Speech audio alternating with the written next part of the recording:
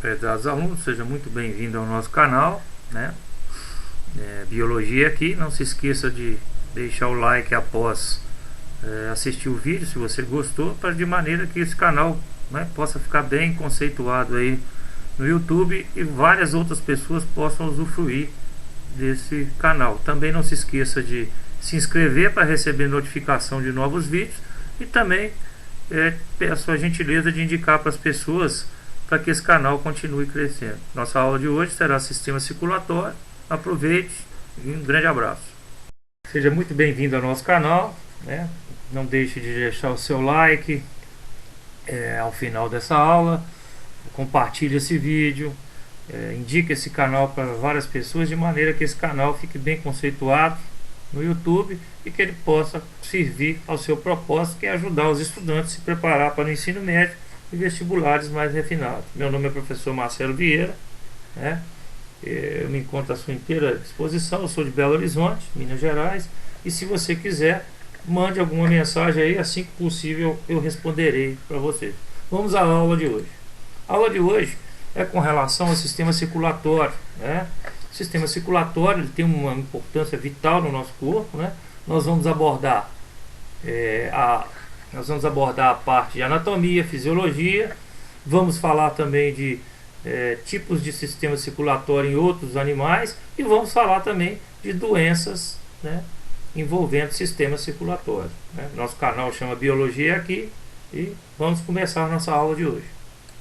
Bom, pessoal, vamos falar do sistema circulatório, né? Muita gente, quando fala em sistema circulatório, só lembra do coração, dos vasos das veias, mas o sistema circulatório ele é muito mais abrangente do que simplesmente o sistema circulatório, né, sanguíneo. Então vamos lá.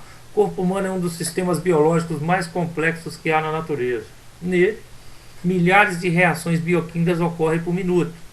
Para que essas reações aconteçam, né, desenvolveu-se ao longo de milhares de anos o sistema circulatório, responsável para transportar gases, nutrientes, hormônios, excretas, anticorpos, né, permitindo que o nosso corpo se mantenha vivo e protegido. Então, qual que é a divisão que eu tenho do sistema circulatório? O sistema circulatório é dividido em dois grandes sistemas. O sistema circulatório sanguíneo, onde circula o sangue, né, e o sistema circulatório linfático, que circula a linfa. Então, sempre quando você tem, né, um vaso sanguíneo, você vai ter um vaso linfático percorrendo, né, os tecidos ali, né? A vantagem do sangue é levar nutrientes, gases, hormônios, etc. Mas o que o capilar linfático faz? Como as células estão constantemente, né, precisando de nutrientes, precisando de gases, ela também produz resíduos e ela vai jogar isso no espaço intercelular. E aí o que o sistema linfático faz? O sistema linfático vai drenar, né, esse líquido tissular, e à medida que ele vai drenando esse líquido tissular, esse líquido vai sendo renovado, né? Então, algumas doenças podem acontecer com relação ao sistema linfático, né? E esses gânglios linfáticos aqui, esses gânglios linfáticos, né, são extremamente importantes. Por quê? Porque neles vão ocorrer maturação de macrófagos, que são glóbulos brancos. Então eles funcionam como verdadeiros protetores do nosso corpo. Então quando você vai ao médico, você está com suspeita de alguma infecção, ele começa a pegar e massagear abaixo do seu pescoço, nas suas axilas. Por quê? Nesses locais você tem uma rede, né, de gânglios linfáticos espalhados, e quando ele começa a inflamar, significa o quê? Que durante a drenagem do tecido ali, da linfa, pode ter chegado aqui um vírus, uma bactéria, e aí os glóbulos brancos iniciam imediatamente o ataque. E aí o que vai acontecer? Como ali se você vai ter glóbulos brancos, né, os macrófagos, eles começam a se multiplicar ali. E nisso o linfonodo, ou gânglio linfático, ele infarta, ou seja, ele cresce. E aí ele dá as famosas ínguas, que são no pescoço, debaixo das axilas, na virilha, né, nos locais onde ele se encontra em maior quantidade. Então, repetindo, o sistema circulatório é dividido em sistema circulatório sanguíneo, né, sangue, e sistema circulatório linfático, a linfa, né?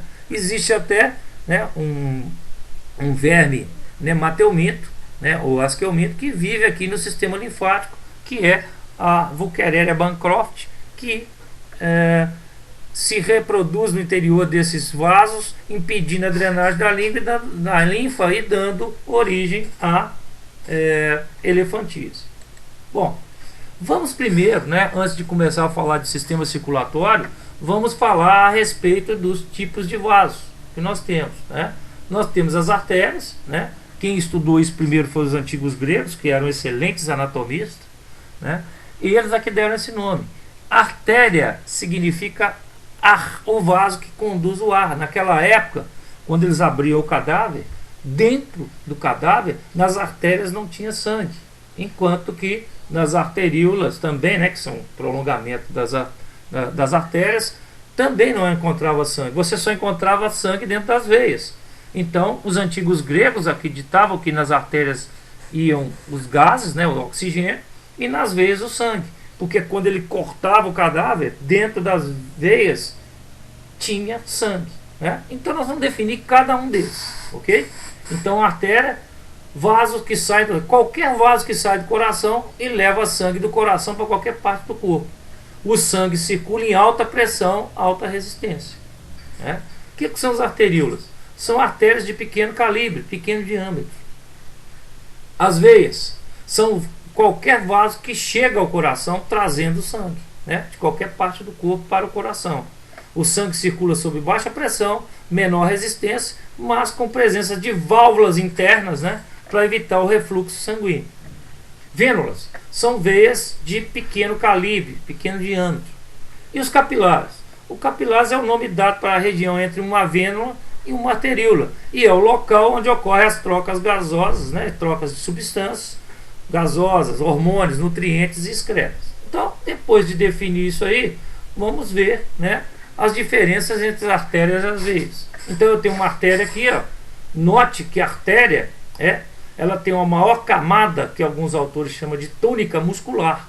Então, a camada muscular dela tem que ser mais grossa do que da veia, porque a veia, o sangue circula em baixa pressão e aqui em alta pressão. Aqui eu tenho uma arteríola e aqui eu tenho um capilar aqui, né? Um capilar aqui. Bom, então nas veias eu tenho uma camada muscular mais espessa, porque o sangue flui com maior pressão, e nas veias, né, menor camada ou túnica muscular, porque o sangue é transportado aí com menor pressão. Essa é a primeira das diferenças que tem entre artéria e veia. Bom, né, aqui nós temos aqui artéria, veia e capilar. Então, ó, a camada muscular é mais desenvolvida, ela é capaz de pulsar, né? A gente sente aí a pulsação do coração quando o médico apalpa uma artéria, né? Ela se transforma em arteríolas. E as veias, né? Camada muscular menos, né, densa, né, menor, elas não pulsam e possuem válvulas internas, e elas se bifurcam, né, diminuem de diâmetro, dando origem às venas. Não esquecer, né, que a artéria é qualquer vaso que sai do coração, então ele é chamado de vaso eferente, e veia, vaso que chega ao coração, aferente. E os capilares é aquela região, né, entre uma arteríola e uma vênula, e ele tem apenas endotélio. O que é endotélio? É o tecido epitelial que reveste o interior dos vasos sanguíneos. Ele não tem camada muscular, justamente para facilitar as trocas metabólicas, né, de gases, hormônios e etc. Bom, outra diferença que tem a artéria e a veia é que nas veias, né, pessoal, nós temos essas válvulas internas, somente nelas. Então, por esse motivo, que quando os antigos gregos dissecavam os cadáveres, dentro das veias tinha sangue e nas artérias não. Olha lá, o que é a sístole? Quando o coração contrai, o sangue sai em alta pressão. Então, a pressão vai empurrar essas válvulas que parecem como se fossem bolsos de camisa, né? E aí o sangue consegue passar, né? Então, a sístole é o nome que a gente dá para a contração do coração. As válvulas das veias se abrem, permitindo a passagem do sangue. Diástole é o relaxamento do coração, né? As válvulas das veias se fecham, impedindo o retorno. Então, pela ação da gravidade, pessoal, principalmente nos membros inferiores, as pernas, né, há uma tendência de, quando ocorrer a diástole, pela ação da força da gravidade, o sangue desce. Na hora que ele desce, ele empurra essas válvulas e elas vedam ali, impedindo o retorno do sangue para o coração. Aqui, pessoal, novamente nós estamos falando aqui agora, né, das válvulas, das veias, né? Nós não podemos esquecer que os médicos pedem para que os pacientes caminhem, né? Alguns até falam que caminhar é melhor do que correr. Por quê? Quando você está caminhando, né, principalmente nos músculos da perna, esse aqui da panturrilha ou batata da perna, à medida que você vai caminhando, eles vão contraindo aqui e vão facilitando o trabalho das veias. Então a contração da musculatura esquelética, né, facilita o retorno venoso e as válvulas das veias se abrem, permitindo a passagem do sangue, né? E o relaxamento da musculatura, as válvulas se fecham, impedindo o retorno do sangue. Então, repetindo, caminhar, né, pessoal, é bom porque você alivia o trabalho do coração. O coração não precisa fazer tanta força para bombear o sangue. Bom, vamos falar agora dos capilares, né, pessoal? Capilar é essa região compreendida entre uma vênula, né, e uma arteríola. Normalmente ele se faz presente em todos os órgãos do nosso corpo. E qual que é a importância deles, né? A importância desse capilar aqui, ó, é que durante o trajeto ali, ó, né, olha lá, as hemácias vão passando, né? Elas vão passando, elas não saem do vaso sanguíneo, do capilar, né? Mas se por acaso a gente tiver uma infecção lá, os anticorpos podem muito bem, né, passar lá e atingir. E a mesma coisa o oxigênio. O oxigênio passa do capilar para os tecidos e o gás carbônico passa dos tecidos para o capilar. É assim que funciona, né, as trocas gasosas ali no nosso corpo, em qualquer parte do nosso corpo, né? Agora, pessoal, nós vamos falar da classificação do tipo de sistema circulatório, né? O sistema circulatório aberto, que ocorre nos insetos, né? O sangue circula no interior de vasos e entra em contato com tecidos. Nós vamos ter alguns espaços ali entre um vaso e outro, né? E onde que o sangue ele escapa do vaso e entra em contato direto com os tecidos. Já no sistema circulatório fechado, pessoal, ele é um sistema todo fechado, né? São os capilares ali onde vai haver as trocas gasosas. Então o sangue circula no interior de vaso e não entra em contato direto com os tecidos. Uma observação que vocês têm que ficar atentos é que uma das questões mais comuns que cai em prova, e que poucos alunos lembram, é que como o sistema circulatório é aberto, o sangue circula em baixa pressão. Há uma perda de pressão aqui. Então, o sistema circulatório dos insetos, pessoal, ele não serve para transportar gases. Ele só transporta o quê? Nutrientes e retira excretas. Agora, os gases não, porque o sistema circulatório dos insetos, né, pessoal, é o sistema traqueal, né? E o sistema traqueal, o oxigênio é captado diretamente do ar e vai direto aos tecidos. Então, já fizemos a classificação dos tipos de sistema circulatório. Agora vamos abordar aqui, né, essa classificação, ó. O sistema circulatório ele é aberto nos artrópodes, nos moluscos. Os moluscos são, né, as ostras, os polvos, as lulas, né, exceto os cefalópodes. Toma cuidado com isso. Polvos e lulas, argonautas e sépias, eles têm sistema circulatório fechado. Sistema circulatório fechado, quem que é? Os moluscos, cefalópodes, polvos, lulas e sépias, os anelídeos e vertebrados, como peixe, anfíbio, réptil, aves e mamíferos. Bom, novamente chamando a atenção aqui para o sistema circulatório aberto ou lacunar, né? Ele tem essas hemocélulas aqui, ó, aonde essas lacunas onde o sangue vai ser o quê? Entrar em contato direto com o tecido. Bom, o sistema circulatório, conforme nós falamos, né, ele circula no interior de vasos e não entra em contato com os tecidos diretamente. Apenas os gases e nutrientes passam pelos capilares. Bom, a circulação fechada, pessoal, ela pode ser dividida em dois tipos, simples e dupla, né? Simples é aquela circulação que o sangue passa pelo coração apenas uma vez em cada ciclo. Então, no caso dos peixes aqui, ó, o sangue passa pelo coração do peixe apenas uma vez. Então, não se esqueça disso, né? Então, pessoal, a gente tem que entender, né, que, olha aqui, o sangue vermelho é o sangue arterial, o sangue azul é o sangue venoso. Note que no coração do peixe só passa o quê? Só passa sangue venoso. Como é que esse coração continua a bater constantemente? É porque do lado de fora, né, pessoal, tem vasos que vão nutrir esse coração de maneira a permitir que ele continue batendo. Então, ó, a circulação pode ser simples, no caso dos peixes, né, e dos anelídeos, e ela pode ser o que? Dupla. O sangue passa 2 vezes pelo coração, ó.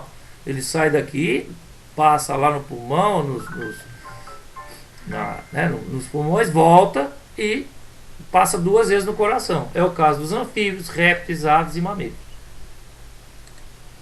Bom, a circulação fechada, né, dupla, pode ser classificada também em incompleta e completa. Ela será incompleta quando ocorre mistura de sangue venoso com sangue arterial. Olha lá, ó. Como o coração aqui de um réptil ele é tricavitário, vai ter mistura de sangue arterial com venoso. A mesma coisa do anfíbio ali, né?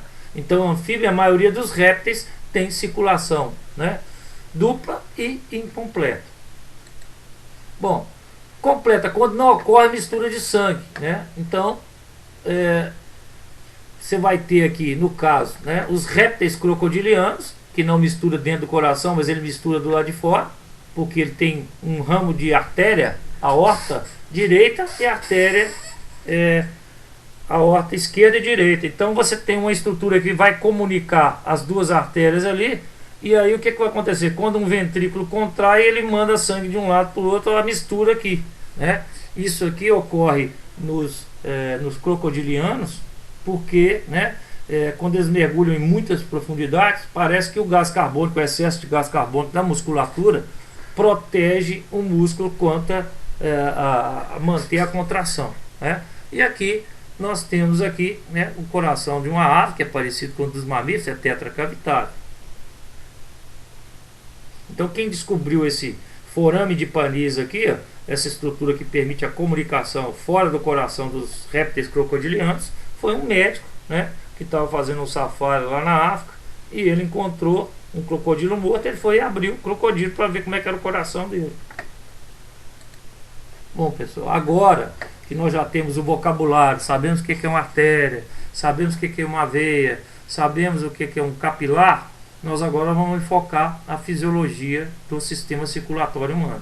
Lembre-se que o sistema circulatório, pessoal, ele é extremamente sofisticado, né? Ele tem que levar sangue, nutrientes o tempo inteiro, as 24 horas, mesmo você dormindo, né? Seu coração continua batendo, e ele tem que irrigar tanto a cabeça quanto as outras partes do corpo, né, mandando o sangue para que todas as partes possam funcionar adequadamente. Então, pessoal, né, o sistema circulatório humano, né, ele é dividido, né, em sistema circulatório. O coração aqui é classificado como tetracavitário, ou seja, ele tem 4 cavidades, e você pode, pessoal, né, fazer com que esse coração aqui, você pode fazer o caminho do jeito que você quiser, né? Você pode começar pela direita, pela esquerda, você vai chegar no mesmo local, ok? Bom, aqui nós temos uma animação aqui, ó, mostrando a circulação, ó, o sangue venoso. Ele chega ao coração pela veia cava, passa pelo ato direito, depois para o ventrículo direito, depois pela, né, artéria pulmonar, ele vai no pulmão ocorre a hematose, e aí ele volta para o coração pelas veias pulmonares e átrio esquerdo, ventrículo esquerdo, e sai pela artéria aorta, oxigenando todas as partes, inclusive da cabeça ali. Então é assim que ocorre a circulação, né, do nosso corpo. Bom, aqui, pessoal, nós temos, né, uma anatomia do coração aqui, mostrando o coração e as válvulas do coração, né? Aqui em Belo Horizonte tinham 2 jornais famosos, né, Diário da Tarde e Estado de Minas. Então essa sigla aqui pode te ajudar a guardar quais são as válvulas de cada lado do coração, né? Do lado direito você tem a válvula tricúspide. O que é tricúspide? Ela tem 3 cúspides, 3 peças para vedar a volta do sangue quando o ventrículo contrai. E eu tenho do lado esquerdo a válvula mitral, né, que pode ser chamada também de bicúspide. Ela só tem 2 peças, né? Então aqui pela anatomia do coração você pode ver, ó, que o átrio direito é a cavidade superior, né? Lembrando, pessoal, que essa visão que vocês estão tendo aqui é a visão que o cadáver se encontra na mesa para o médico estudar, que é a que a gente chama de decúbito dorsal. Então, o lado direito aqui sempre será esse, né? Então eu tenho aqui o átrio direito, o ventrículo esquerdo, eu vou ter aqui a válvula do lado direito, a tricúspide, né? Eu vou ter aqui do lado esquerdo o átrio esquerdo, a válvula bicúspide, né? E vou ter aqui o ventrículo esquerdo. Note, pessoal, que o lado esquerdo do coração ele sempre é mais grosso que o lado direito. Por quê? Porque é daqui que vai partir o sangue, o que? Arterial, para todas as partes, né? Através da artéria aorta. E, consequentemente, né? Ele tem que ter uma força muito grande para poder enviar o sangue arterial para todas as partes do corpo. Bom, então vamos fazer o caminho do sangue aqui, né? O sangue chega ao coração, né? Pela veia cava. Essa veia cava, ela tem a veia cava superior e veia cava inferior. Elas vão se juntar aqui no átrio direito. Do átrio direito, né? Ela vai passar para o ventrículo direito. E aí, quando o ventrículo contrair, ela vai sair aqui pela artéria pulmonar, né? Chegando no pulmão, né? Ela vai se oxigenar e ela vai chegar aqui no átrio esquerdo, pela veia pulmonar. Chegando aqui no ventrículo esquerdo, o ventrículo vai contrair e aí o sangue vai sair do ventrículo esquerdo pela artéria aorta para todas as partes do nosso corpo. Então tá aí todo o movimento, né, do ciclo cardíaco, né, mostrando o caminho do sangue aí. Bom, pessoal, agora nós vamos falar aqui do automatismo do coração. Todo mundo sabe que quando está apaixonado, ou manda cartinha de amor, ou gosta de uma pessoa, até mesmo nas mensagens das redes sociais, você pode botar um coraçãozinho, né? Isso porque o coração ele tem um automatismo cardíaco, ele bate sem precisar das informações do cérebro, ok, pessoal? Então, o que vai acontecer?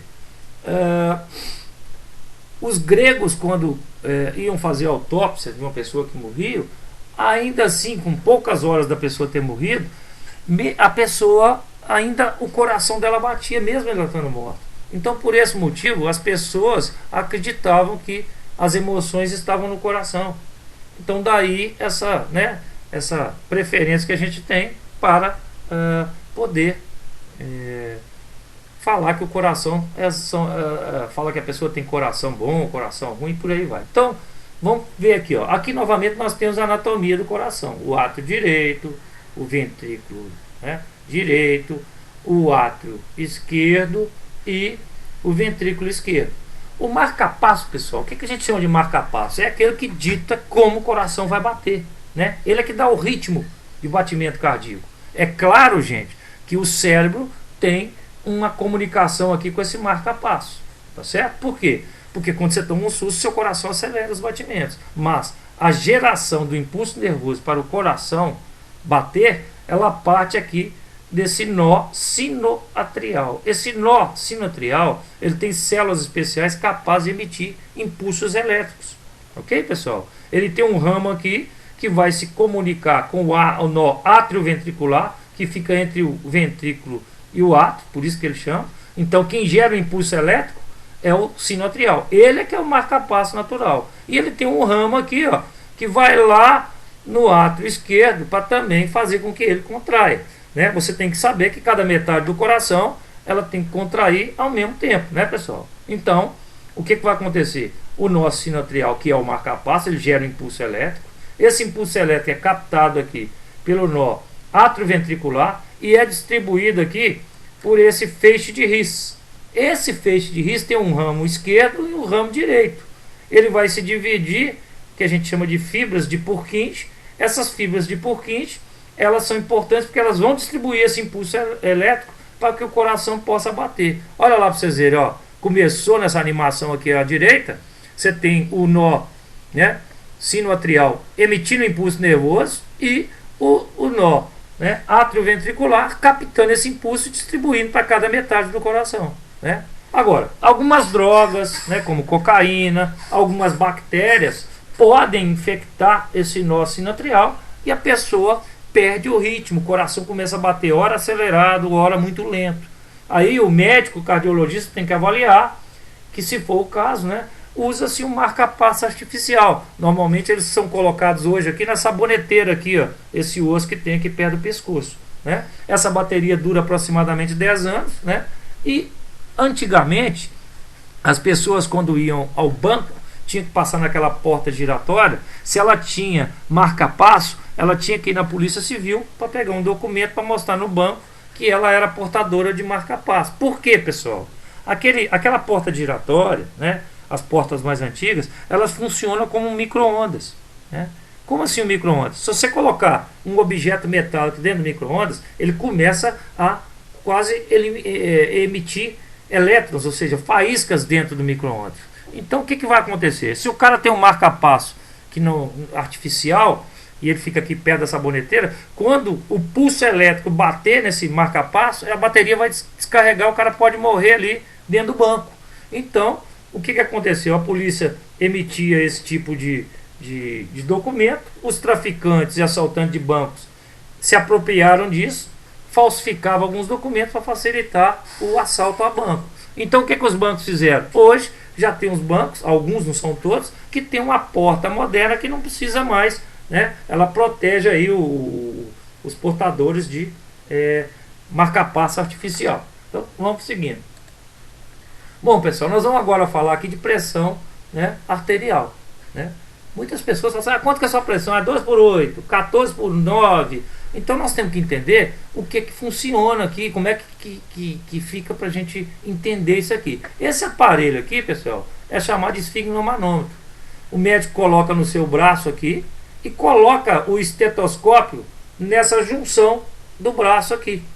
Porque ali tem uma bifurcação, né, de uma artéria ali, e consequentemente, nós falamos anteriormente que quem pulsa são as artérias, porque ela tem uma camada muscular mais espessa. Ou seja, ela sente a pressão alta do sangue, então ela vai dilatar e depois ela contrai impulsionando. Aí é que dá origem aos batimentos, né, do coração, que a gente percebe, e também mede a pressão arterial. Então, o que significa esses dois valores que a gente fala, né? O valor maior, que é o 12, é a pressão sistólica, a contração máxima do coração.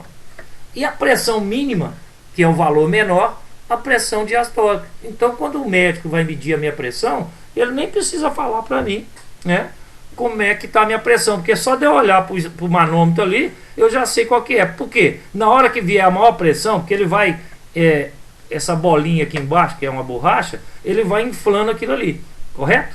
E aí ele vai fazendo a pressão. Aí aqui você tem uma válvula que você vai liberar o ar. Quando você libera o ar, o sangue sai em alta pressão.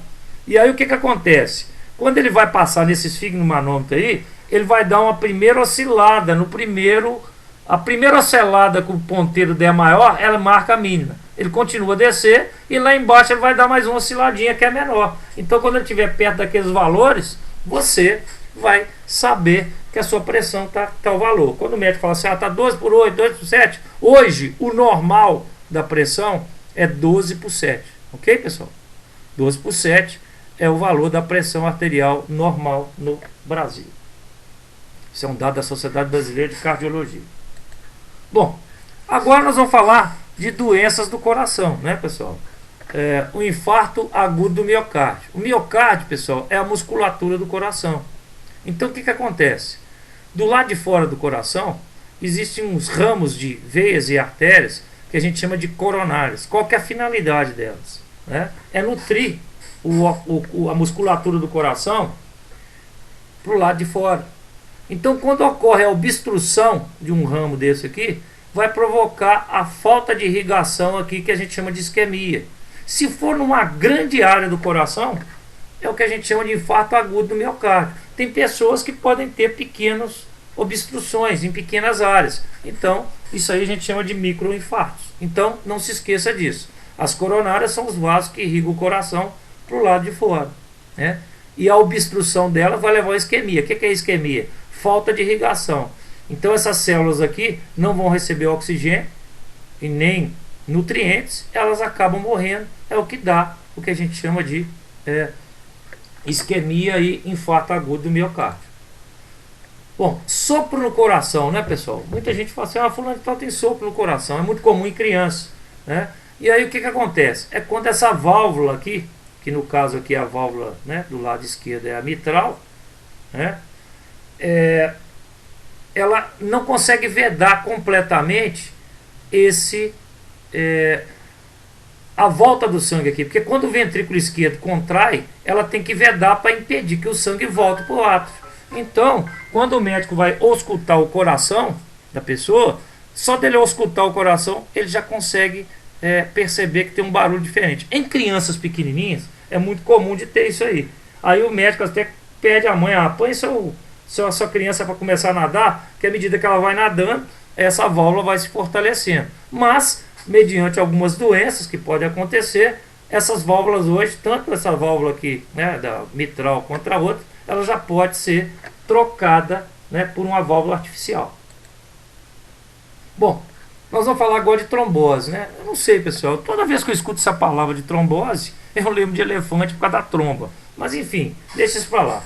Então, a trombose, pessoal, ela nada mais é do que um coágulo que se forma dentro do vaso sanguíneo. E esse coágulo sai viajando, né? Então, forma-se um trombo ali, um coágulo, e esse coágulo impede que o sangue saia. E o perigo da trombose, às vezes não é nem um coágulo que se forma ali, é quando esse coágulo se desprende e ele sai viajando, e ele pode se alojar no coração, provocando um infarto agudo do miocárdio, ele pode ir para o cérebro, provocando lá um acidente vascular cerebral, né, que hoje é chamado de acidente vascular, né, encefálico, ou então pode provocar também uma embolia pulmonar, que é um êmbolo desse parado lá no pulmão. Isso pode levar a pessoa à morte. Bom, a trombose está aqui mostrando, normalmente a gente chama de trombose venosa profunda, né? Mediante alguns estímulos pode formar esse coágulo aqui, e esse coágulo pode sair ali um êmbolo, que é um fragmento daquele coágulo, e provocar dano longe da região onde ocorreu aquela trombose. Bom, pessoal, agora a gente vai falar de aterosclerose. A aterosclerose, pessoal, é muito comum em pessoas que têm, né, um metabolismo, pode ser causado por excesso de alimentos ricos em lipídios, em gordura, mas também tem pessoas que têm um desequilíbrio metabólico, né, que elas começam a produzir mais lipídios do que propriamente dito o corpo precisa, né? Então, nós temos aqui um vaso, né, cortado aqui, um vaso aqui, e aí o que vai acontecer? Essa primeira camada aqui interna do vaso é chamada de endotélio, é o tecido epitelial simples pavimentoso, né? E aí o que vai acontecendo? A pessoa que tem uma dieta rica em lipídio, esse lipídio vai acumulando nesse endotélio. Quando ele acumula no endotélio, né, vai ocorrer ataque de leucócitos, de glóbulos brancos, porque vai reconhecer que aquele lipídio ali, normalmente ele é de origem exógena, né? O que é exógeno? É através de alimentos que você comeu de outros animais, carne de outros animais, de boi, né? Aí o que vai acontecer? Ocorre o ataque aqui, destruindo os endotélios aqui, que é o revestimento interno. E isso pode provocar obstrução parcial ou total do vaso sanguíneo. Então, tem uma diferença, né, pessoal, entre a aterosclerose, que é entupimento por acúmulo de gordura de um vaso, que nós acabamos de descrever, e a arteriosclerose. A arteriosclerose é enrijecimento da musculatura da artéria. Ou seja, pessoas que fazem uso de cigarro, né, tabagistas aí, ela perde a elasticidade da musculatura, e isso aí a gente chama de arteriosclerose. Cuidado para não confundir com a aterosclerose.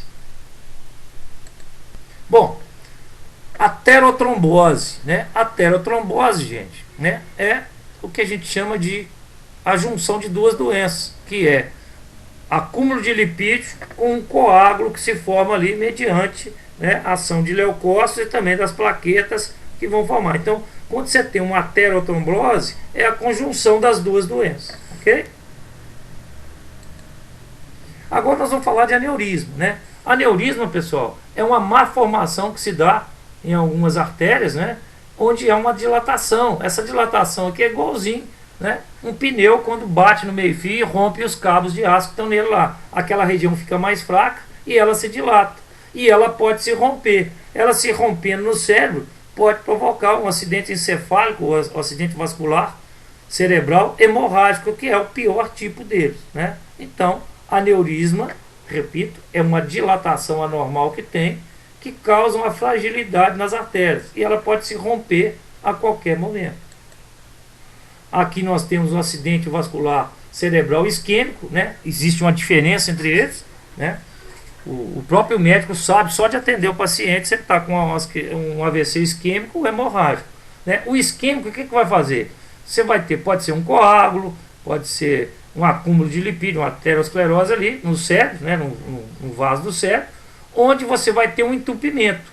Você entupiu ali, o sangue não vai irrigar toda aquela área do entupimento. Esse tipo de AVC, o paciente sobrevive. Agora, quando ocorre um AVC hemorrágico, que pode ser uma ruptura por um aneurisma, o que vai acontecer? O sangue sai do vaso e coagula no cérebro. Então, essa área toda aqui praticamente morreu. Se for numa área vital, né, provavelmente esse paciente vem a óbito. Então, aqui você tem o AVC isquêmico, que é diferente do AVC hemorrágico. Essa área aqui está toda morta do cérebro do paciente ali. Bom, aqui você tem também, né, aneurisma da aorta, né? Lembrando que aneurisma pode ocorrer em qualquer lugar, né? Você tem uma dilatação no abdômen do paciente aqui, e esse aneurisma da aorta pode se romper a qualquer momento. O médico tem que verificar isso aí. Ela pode se romper, esse aneurisma da aorta pode se dar aqui na cavidade abdominal, como pode dar aqui também no pescoço, tá, pessoal? Nesses vasos que sobem aqui do pescoço. Bom, agora nós vamos falar da embolia pulmonar, né? Se você notar bem, né, o que nós já falamos dessa aula aqui, a gente sabe que uma doença do sistema cardiovascular pode ocasionar outra. Então, por exemplo, você formou um coágulo aqui, ó. Esse coágulo aqui soltou um fragmento ali dele, um êmbolo. Ele sai viajando, ele pode passar pelo coração, causar um infarto agudo do miocárdio, mas quando ele chega no pulmão, né, ele pode obstruir uma área ali, ó. Obstruindo essa área, né, o que vai acontecer? Não vai estabelecer as trocas gasosas e vai ocorrer uma isquemia. E aí o paciente pode vir a óbito aí. Aqui nós temos, né, um quadro novamente de embolia pulmonar, ó, que ocorre a obstrução ali, né, e o paciente acaba vindo a óbito. E aqui agora a gente tem as varizes também, né, pessoal? As varizes também são doenças do sistema cardiovascular, em que ocorre, né, a telecectasia, né, que são esses pequenos vasinhos, e tem a varicose nas veias, né, que são essas veias mais dilatadas aí, e que pode levar até uma ulceração. O que é uma ulceração? A própria vaso ali vai ficar obstruído, e aí o sistema imunológico começa a atacar aquela região que está ulcerada, e pode atingir até outros tecidos, inclusive provocando uma ulceração, que é um desgaste do tecido ali, né, e é muito perigoso isso. Aqui você tem um desenho de uma veia normal, né, pessoal? E aqui você tem, né, uma varize. O que é a varize? É um enfraquecimento das paredes dessas artérias, né, dessas vasos, perdão, dessas veias, e que elas não vão ter uma resistência e elas não vão conseguir, né, reter o sangue ali. Então vai ter uma retenção mais para baixo e fica essas ondulações na perna da pessoa. A próxima doença que nós vamos ter é a hemorroida, né, pessoal? A hemorroida nada mais é do que, né, uma varize que se dá na região do ânus, né? Elas podem ser grandes, pequenas, né? Elas podem ter vários graus de classificação, como os médicos, né, os proctologistas que trabalham nessa área aí, ó. Grau 1, elas ainda estão totalmente na parte interna, sujeito tem dor, coceira e sangramento. Grau 2, protuberâncias que exteriorizam, né, na hora de fazer cocô, né, e voltam para dentro naturalmente. E o grau 3, né, que são bolsas que não retornam mais automaticamente, é preciso empurrá-la com as pontas do dedo. E o grau 4, elas ficam permanentemente expostas a vazamento de sangue e secreções, incômodo bem forte na hora da pessoa, né, evacuar, né. Bom, aqui nós temos umas técnicas, né, de tratamento de aterosclerose, né, que é a angioplastia. O que é a angioplastia? você vai enfiar um catéter, né? E esse catéter tem um balãozinho na ponta.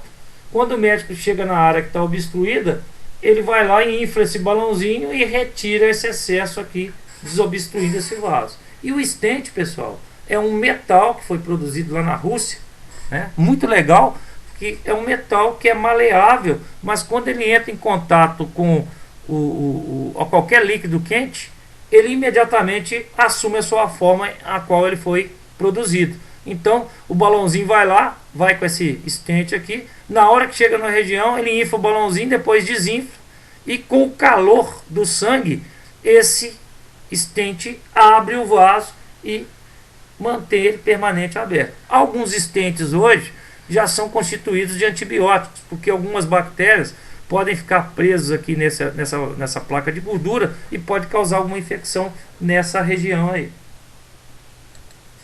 Bom, aqui você tem a angioplastia simples, né, que é só para desobstruir, e a angioplastia para colocação de stent, conforme nós falamos, né, no slide anterior. Então, pessoal, terminamos a nossa aula. Se você gostou, deixe o seu like, indique outras pessoas para esse canal, né? Se você gostou realmente, qualquer dúvida, qualquer crítica, sugestão, pode postar aí, né, no espaço abaixo aí, e não esqueça de deixar o seu like. Muito obrigado e até a próxima aula.